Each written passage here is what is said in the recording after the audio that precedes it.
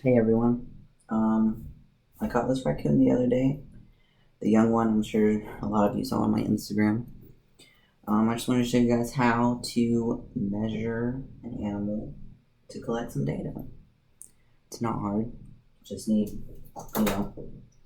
tape measure, preferably like a wooden, measuring stick, whatever they're called. Pen. A lot of people, scientists mostly, do it in the metric system.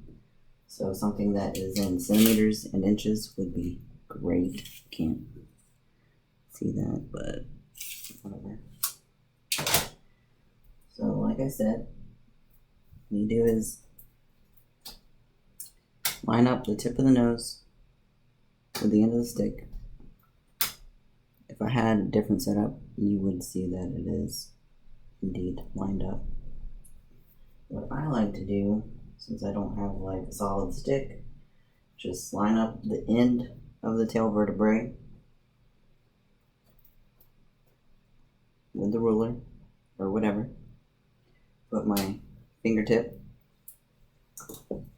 at the end of the bone and then move the tail off of it.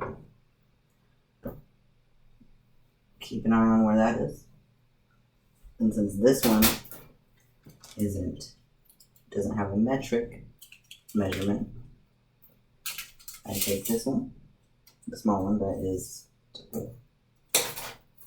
line it up, figure it out. 523 centimeters. I don't have paper on me, so I just use my hand. 523.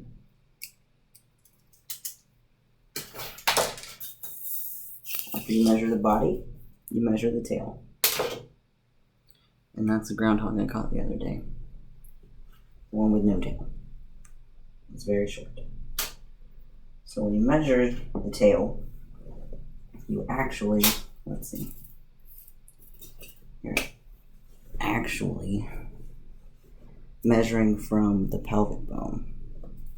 So you usually line the ruler up way up in there. Do it here. Wish you guys could see this better, but I'm not a YouTuber who has cool stuff. So I'm actually going to flip her upside down since she's flatter that way. Yes, it is female. Young female. Do the same thing. Put my finger there. Move it off real carefully. It's 8¼ inches. Which these two are slightly different, so I just measure straight onto the bigger one. This is 211.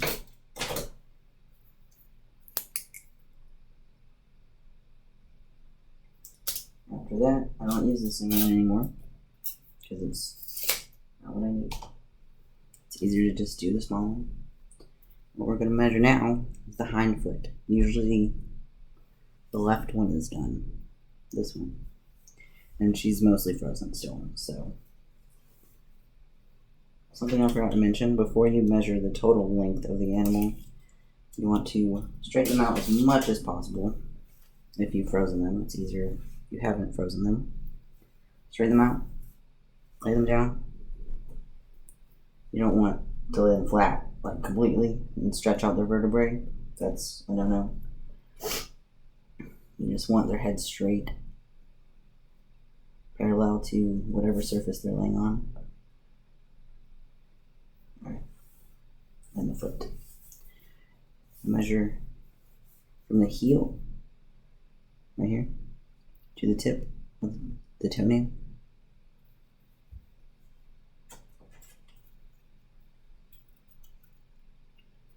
Sometimes it's difficult because I don't have the good stuff. That's okay.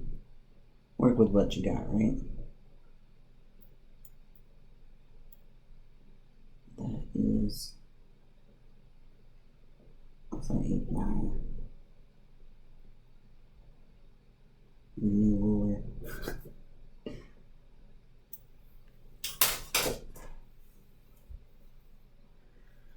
89 millimeters. I don't know if I said centimeters earlier, but that's, no, 89 centimeters. It's a big old foot. The last thing you measure on the body, left ear, from the base to the tip. So right in here to the tip of the skin, not the hair.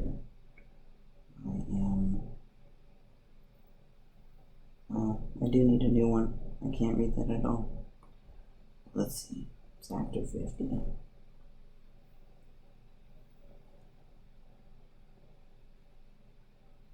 Just before 48.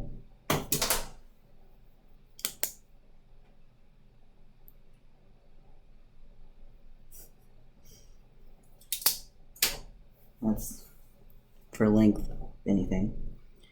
Last thing I do, I don't have a scale. You weigh them, usually in grams, I think. But this is all I have. So usually I weigh myself first, and then hold the animal. Go ahead and do that real quick. Make sure it's at 0.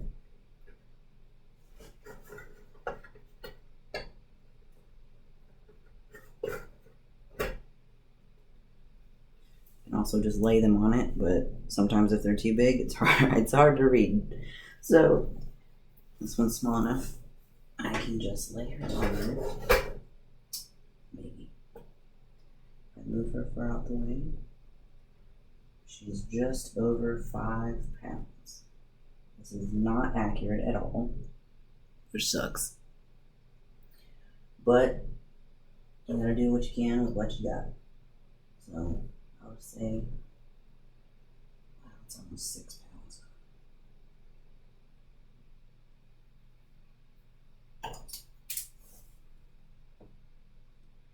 And I've got an Excel document that I write all these things into, plus some, notes in case I have, I don't know, weird markings, or like if this were an albino raccoon, put that down. It's real cute. But that's it. That's how you measure an animal for collecting data.